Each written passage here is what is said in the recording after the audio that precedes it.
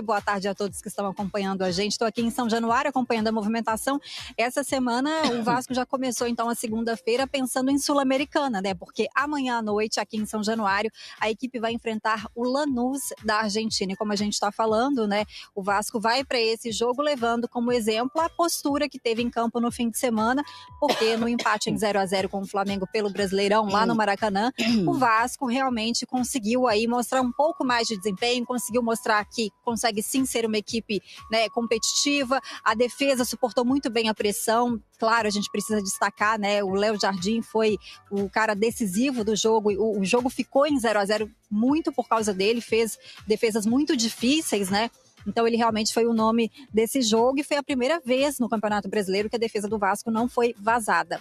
Então o Vasco traz agora para a Sul-Americana os pontos positivos desse clássico, com o Fábio Carille tendo um pouco mais de tranquilidade para dar sequência agora no trabalho, ele que vem sendo bastante cobrado para melhorar o desempenho da equipe, né?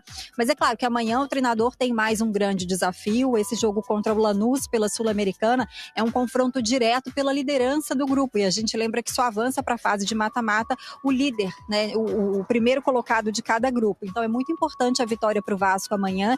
Para esse jogo, gente, o Vasco deve ter de novo o desfalque do Payet. Tudo indica que ele continua fora por causa das dores no joelho, então ele nem foi relacionado para o clássico contra o Flamengo. E há também a possibilidade do Adson ser desfalque de novo. Também ficou fora do jogo no fim de semana, porque ele voltou a sentir dores. E até na entrevista coletiva depois do clássico, o técnico Fábio Carille já disse que ele não sabe se vai poder contar com o Adson para esse jogo de amanhã. Então fica mais essa dúvida com relação realmente à possibilidade do Adson entrar em campo. Tem a questão também do Tietê, que ficou fora do clássico. O segundo jogo seguido que ele perde é uma questão de saúde, por causa do filho recém-nascido dele, que está com problemas de saúde. Toda vez que a gente fala isso, a gente reforça aqui o nosso desejo de melhoras, né, para o bebê. Então não se sabe se ainda o Tietê vai conseguir voltar para esse jogo. Então tem esses possíveis desfalques, e aí o Fábio Carille vai ter que entender como é que ele vai, né, montar o time. Mas esses são os prováveis desfalques, as grandes dúvidas do Vasco para esse jogo de amanhã, Joana. Jogo importante da Sul-Americana vai ser amanhã à noite aqui em São Januário contra o Lanús da Argentina. Vamos botar o pau pra torar agora. Eu quero vocês brigando hoje. A Páscoa já passou, agora eu quero vocês brigando. Eu vou começar com ele, tá, ô Vene Casagrande? Porque empatou, mas ele era o mandante, perfeito? Aqui ninguém briga, quem briga é o Hulk. A gente vai falar dele também. Lucas Pedrosa. Aqui a gente debate. A coisa tá feia. Ai, gente, vocês... Vamos debater. Na hora da briga é Hulk, tá bom, Pedro? Lucas Pedrox, que aliás é chato, né? Ai, deixa eu voltar aqui. Ô, Lucas Pedrosa, eu quero que você... me fale os destaques. Você abana a cabeça ali de forma positiva quando o Carille fala. E a gente poderia até, talvez, ter encontrado um gol, né? Talvez um capricho.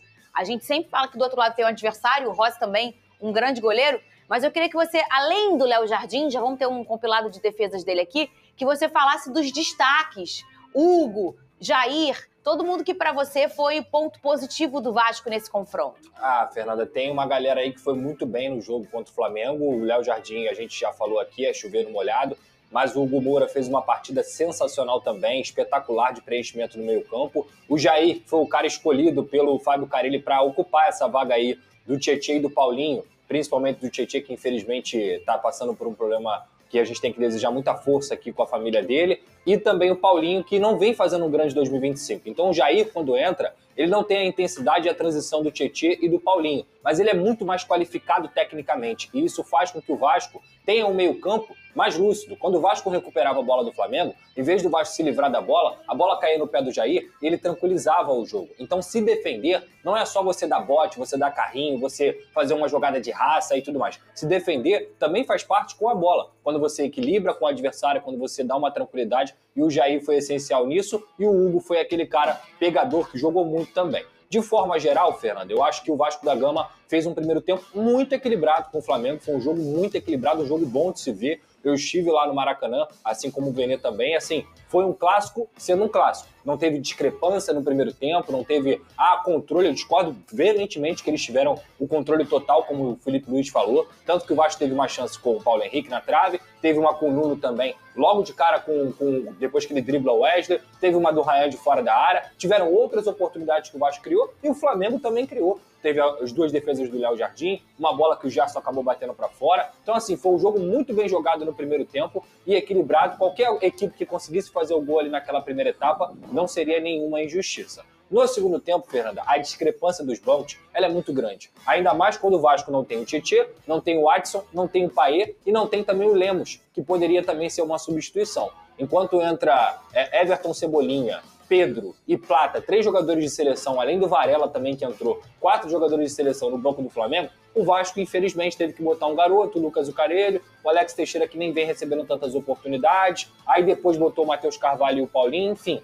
É uma discrepância muito grande que isso se transformou no segundo tempo, aí sim, onde o Flamengo teve até um amplo domínio. Mas mesmo tendo um amplo domínio, o Vasco também conseguiu fazer algumas escapadas e falta um toque final. Eu acho que tudo isso tem a ver com a qualidade dos jogadores, porque o técnico ele monta o plano de jogo para que os jogadores cheguem no terço final e consigam decidir. Nem pelo lado do Flamengo e nem pelo lado do Vasco isso foi feito. E no segundo tempo, o Léo Jardim brilhou, sendo o melhor jogador da partida. Mas de forma geral, eu não diria que tem que comemorar nada, não tem que comemorar absolutamente nada. O Vasco tem muito a melhorar ainda, mas se tratando com a discrepância que existe entre os elencos, um ponto pro Vasco tem que ser valorizado, não comemorado. Ô, Vene Casagrande, e você, concorda ou discorda do Felipe Luiz?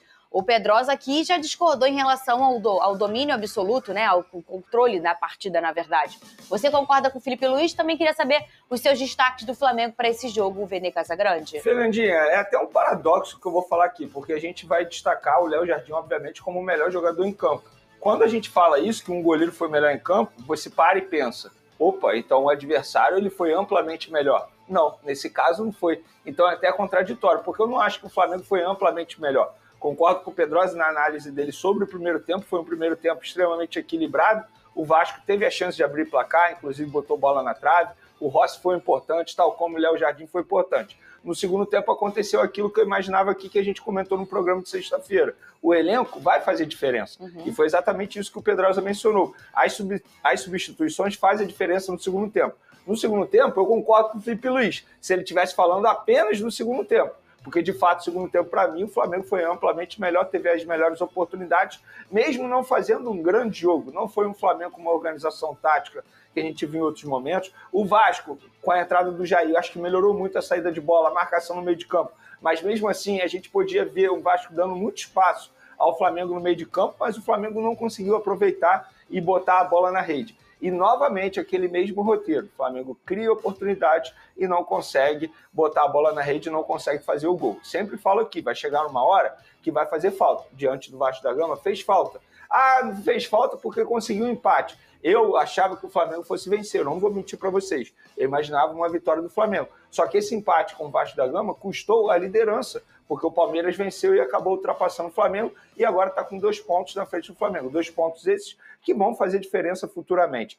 Não foi um jogo exemplar, mas é aquilo que a gente sempre fala para o torcedor. Não adianta você imaginar um Flamengo dando espetáculo, tal como fez contra o Juventude. O jogo seguinte foi muito mais difícil. Até porque tem a questão física também. O Felipe Luiz só teve um dia para treinar a equipe para esse duelo com o Vasco da Gama. Mas eu acho que, respondendo a sua pergunta, Fernandinha, o Felipe Luiz, se ele estivesse falando apenas do segundo tempo, eu iria concordar com ele. Agora, como ele falou do jogo, no primeiro tempo eu vi um Vasco dando muitas dificuldades ao Flamengo, não esperava esse tipo de postura, mas o Vasco deu trabalho ao Flamengo, repito, botando bola na trave, e o Flamengo não estava num dos melhores dias que a gente já pôde ver em outros momentos. Vi alguns jogadores apagados, por exemplo, o Arrascaeta, o Gerson, o Michael tomando muita decisão errada. Ele deu muito trabalho ao lado direito do Vasco da Gama, concordo com isso, na correria dele, na velocidade, ao Ryan, ao Paulo Henrique, só que quando ele tomava a decisão final, ele errava. E não tem jeito, a gente precisa fazer uma análise do jogador de tudo que ele faz. E eu acho que o Michael não justifica mais as atuações dele para ele ser titular. Eu não consigo entender mais por que o Felipe Luiz insiste tanto no Michael, não só como titular. Eu acho que para o segundo tempo ele já poderia ter feito a substituição. Quando deu 10 minutos do segundo tempo, ele resolveu mudar. Mas você está reparando que os treinadores estão assim, Vene? A gente o grande vê questionamento hoje no que eu fiz né? mim foi o seguinte: por que não fez logo no intervalo? Mas eu fico Esperou me perguntando uns 10 isso. minutos, de repente, assim, óbvio, eu não tenho essa informação. De repente ele conversou algo com o Michael, ou até mesmo com a equipe durante o intervalo, viu se iria dar certo, percebeu que não ia dar certo, e acabou fazendo alterações. E outra coisa que eu não concordo com o Felipe Luiz é em relação ao Luiz Araújo. Eu acho que era um jogo para o Luiz Araújo, porque o Flamengo estava tendo dificuldade para penetrar o setor defensivo do Vasco. E o Luiz Araújo é um jogador que finaliza muito bem de fora da área. Poderia ter utilizado o Luiz Araújo. Mas fora isso, respondendo novamente sua pergunta, se fosse sobre o primeiro tempo, totalmente equilibrado. No segundo tempo eu vi um Flamengo muito melhor, tanto é que teve as melhores oportunidades e o Léo Jardim fez muitos milagres. Falar em Léo Jardim, vai lá, Pedrosa. Eles fizeram um presente para você. Além do chocolate que você ganhou, quero que você comente sobre todas essas belas defesas, esse pacotão de Léo Jardim. Essa aí foi, logo no primeiro tempo, né, uma oportunidade que o Michel criou. Teve muito a ver com o que o Vene falou também. O Michel criou bastante, por quê? 2 pontos. O Paulo Henrique ficou longe do jogador que ele fez uma partida bem ruim defensivamente, e também o Vasco deu muito espaço pelo lado direito. É engraçado, porque o Flamengo geralmente constrói pelo meio. Eu acho que o Flamengo é um time que, quando não usa o Wesley, essa defesa aí para mim foi a mais importante. Isso já no segundo tempo, o Léo Jardim consegue pegar a bola atrás dele, então ele é realmente um cara muito espetacular, e aqui já ia na segunda trave também para o Flamengo fazer o gol. Então, assim, o Flamengo construiu muito mais pelas laterais do que realmente pelo meio. Justamente porque, para mim, o Hugo e o Jair fizeram boas partidas. E o Wesley, que é a principal arma do Flamengo com o Gerson ali no lado direito, ele não fez um grande jogo. O Lucas Piton fez um bom jogo defensivamente. Só que o Michael e o Arrascaeta toda hora estavam achando essa chegada ali, esse facão no terço final do lado esquerdo. Por quê? Porque o Paulo Henrique fez uma partida bem abaixo do que se espera dele, e é um jogador que eu gosto muito, tem crédito, mas o Flamengo construiu muito mais pelas pontas justamente por conta dessa partida abaixo do próprio Paulo Henrique. E aí depois é o que a gente fala, né? Teve a sorte de ter o Léo Jardim. Não é sorte, não. Todo mundo tem sua competência de ter seu jogador. Assim como o Flamengo tem o Arrascaeta, que é gênio, o Bruno Henrique, que é muito bom, o Pedro, que é muito bom e entra no segundo tempo e dá outro volume, o Vasco tem o Léo Jardim, que é um grande goleiro, dos melhores do Brasil. Você gostou das escolhas do Carille? Você Gostei. acha que esse jogo dá uma sobrevida para ele, Pedrosa? Com certeza, inclusive, principalmente pela coletiva dele. Foi uma das melhores coletivas que eu vi esse ano, se não a melhor do Fábio Carille. Uma coletiva totalmente com o pé no chão, demonstrando que ele está fechado com o grupo e que o grupo está fechado com ele, porque assim, o Vasco pode ter todos os problemas técnicos e de ajuste também de organização, mas entrega não faltou. Os caras brigaram até o último minuto, e isso mostra o quê? Que o grupo está fechado com o treinador. Então assim, Fernanda, eu já tinha falado aqui, eu acho que é um treinador que pode sim estar naquela situação de quando ele vai ser demitido, não é se, mas eu, Lucas Pedrosa, não sou a favor dessa troca de técnico toda hora, essa troca de técnico cultural que a gente tem aqui e que foi, inclusive, uma das fórmulas do fracasso do Vasco nos últimos 20 anos. Sim. O Vasco é um dos clubes que mais troca de técnico. Qualquer coisa deu um pouquinho errado, troca de técnico. Deu um pouquinho errado, troca de técnico. Eu não acho que tem que ser assim. Eu acho que chegar um novo treinador tem que ser uma certeza.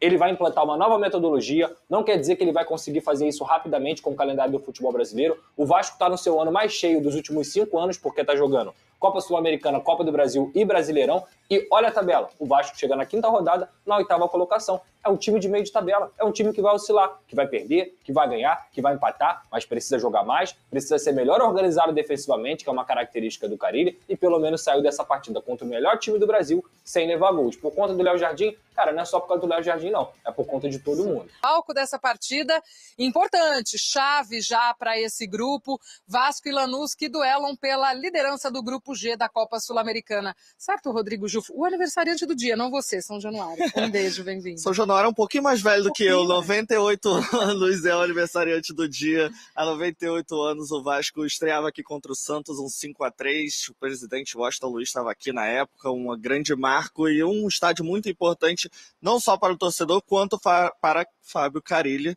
São 6 jogos aqui, 6 vitórias, venceu o Porto Cabejo aqui também, então fundamental nessa campanha, São Januário. Fábio Carille, que já teve altos e baixos aí, né, Jufo, nessa passagem pelo Vasco, muita pressão, inclusive antes desse clássico do fim de semana contra o Flamengo, vinha muito nessa linha, e para esse jogo do contra o Porto Cabedelo, contra o Lanús, vem já numa outra energia esse time do Vasco, um empate no fim de semana e de um time com alguns ajustes, principalmente a parte defensiva, que é característica dos trabalhos do Fábio Carille, a gente sabe bem, mas que vinha sofrendo muito falhas contra o Ceará, por exemplo, para a gente pegar um jogo mais recente, mas contra o Flamengo não sofreu gols, o técnico até elogiou isso, tudo bem que o Léo Jardim também jogou muito, pegou bolas importantes, mas um Vasco mais equilibrado, e aí pontuando esse setor defensivo, que sempre tão importante nos trabalhos do Carille.